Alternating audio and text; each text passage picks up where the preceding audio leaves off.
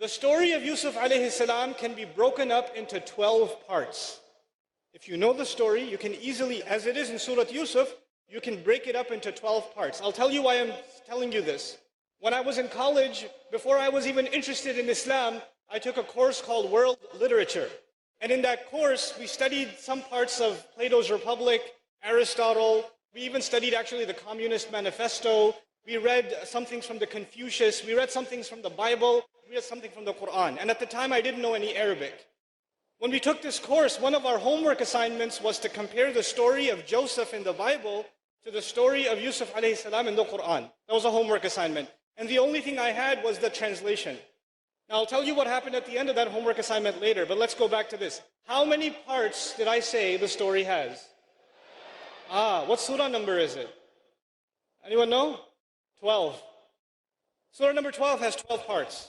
Interestingly. Anyway, here's the first part. Yusuf alayhi salam sees a dream. The second part, his brothers make a plan against him.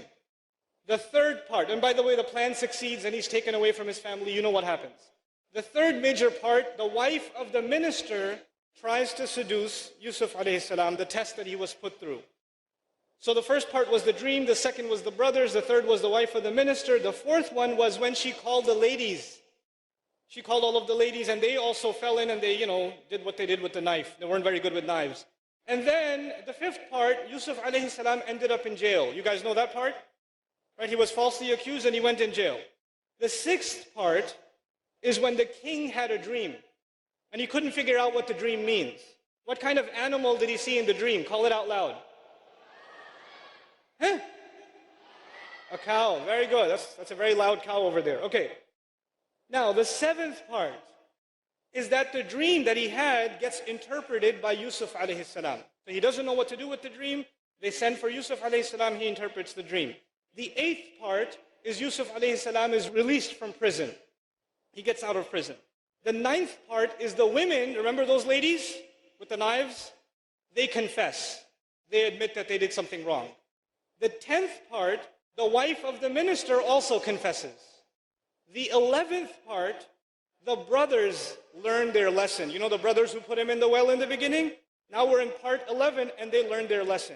Final part, part 12, the dream of Yusuf alayhi salam gets interpreted.